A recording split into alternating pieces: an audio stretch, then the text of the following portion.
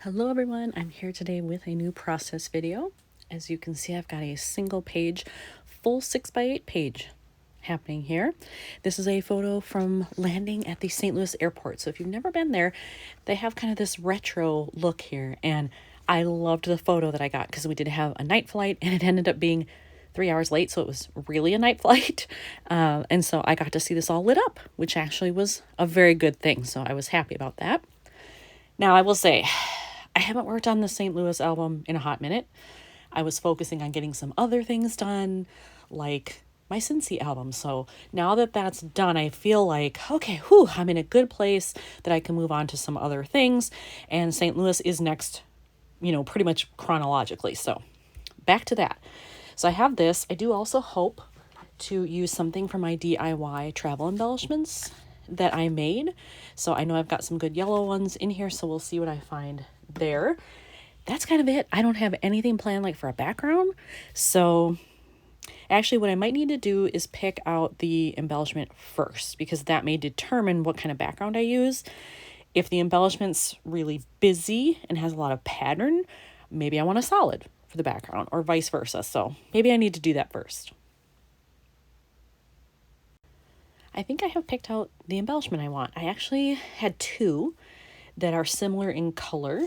I picked out this one because I'm like, oh, I do have some green in there too. That would work pretty well.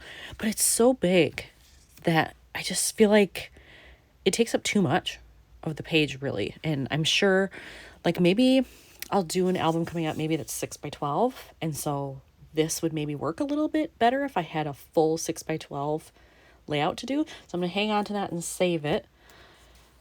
But then I had this one, and I really like this one. Now there's no green in there, so I don't get that, but it is slightly smaller. Here, I'll hold them up next to each other. It's slightly smaller than that one, a little bit narrower as well. And I just feel like that works better. I could fit it here. I could still fit it on this side if I wanted to, like I had the other one, so that I could still see the tower. So I'm not quite sure how I'm going to do that. I actually would be okay if I overlapped a little of the tower, because really this is the cool part. I mean, I don't mind that you see that, but this is really what you want to see. So I'll have to think about the placement there, and then I'm sure I'll end up adding something else down here. Probably. We'll see, but probably. So this is kind of busy. It's got a nice pattern going here. This also has a pattern, so I'm thinking probably a solid background. And I'm actually not opposed to white here or a very light gray.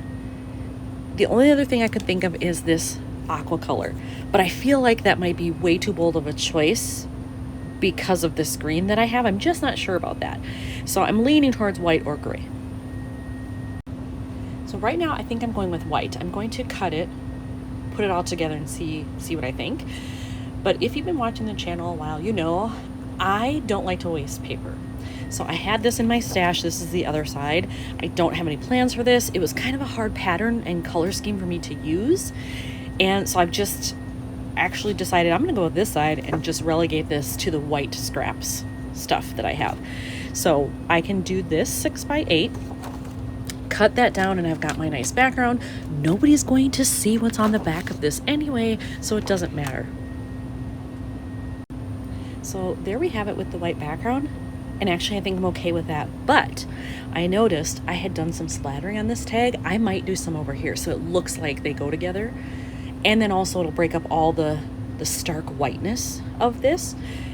Now I am also going to add other things. It's kind of blank over here, so I feel like maybe I should stamp here or something to fill in some of that space. I have plenty of travel stamps, as you know, so that won't be a problem.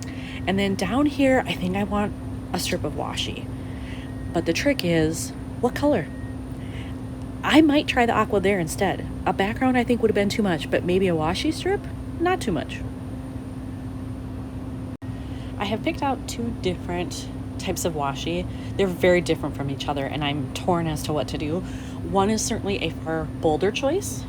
That's this one. This is actually brand new. Just got it. Haven't used it. That's kind of why I want it, because I love the pattern. I love the color. It matches pretty well. But again, when I see it like that, I'm not sure that all this goes. But I have it. We'll see. And then this is the other one. And I don't remember where I got this or who makes it. If you by any chance have this, let me know. but I like that it's got kind of like a city grid pattern thing happening. And when you do it like this, like the color kind of works. It's a lot more subtle because you get the aqua turquoise color, but you also get white, but very subtle. It's just kind of in these patterns here in the background. And I kind of like that. So I might just actually tear off a very small strip of both, hold them up there, and just see what I think of it actually on the paper next to each other. Maybe that will help. All right, and looking at them like that, I definitely think this is the better choice, at least for this layout. But now I'm really hoping I have something that will match with that later, because I freaking love this and I want to use it. I just don't think this is the place to do it. All right, so I did a full strip across here, which I love. But then when I was looking at the top, I felt like, like I said, it feels blank over here. So I think when you look at it this way, you can see it better. I think I'm going to do like not quite a half, a little more than a quarter maybe of a strip here as well. And you know what? I want the end to be a little bit more torn looking than that. So let's tear off a little piece there. Yes, that's better. And then we'll just go like this and run it right along the photo to about there. Maybe. Oh, that's a little crooked. Am I the only one who turns my layout for doing stuff like this? I find it easier in some instances because for certain things, I feel like sometimes the whole world is made for right-handed people and I'm a lefty. And I feel like sometimes, I think it's my left-handedness maybe, that it just feels wrong to do it other ways. And it's easier for me to do it like this to see it and to make sure that that edge is straight. So there we go. There it is with that. And now if I can pick it up, there we go. Now let's see how it looks with this. Now I don't like those close together like that. Shoot, I would have to drop this down, and that's kind of weird because I wanted this flush to the top. But would it be weird if I did it like that? Does it have to be flush to the top? Maybe it doesn't. I don't mind it, I guess, like that. I think it depends on what I stamp. And then you know what? Looking at this, maybe I need to overlap this a little bit with the sky. Maybe that's what the problem is here. All right, so I moved that down quite a bit. A lot overlaps the black, and I'm actually okay with that. But I feel like this is still a little too long, so I think I'm actually going to trim this just a tad. Didn't think I'd be doing that, but maybe just a little, and I hope I don't regret it. I'm gonna line this up. What do I want? Maybe like an 1/8 of an 8. That's a 16th. So like to there, maybe. Oh, I hope I don't regret it. Let's see how that looks. You know what? I do like that better because it brings this up a little bit, but then the very tip of the airplane is just right here pointing at the end of this. I do like that better. I could even shorten this a little bit, actually. Maybe I'll do that right now. Sadly, I couldn't do that. When I pulled this up, it left residue on the photo. I think I lifted this up and placed it too many times.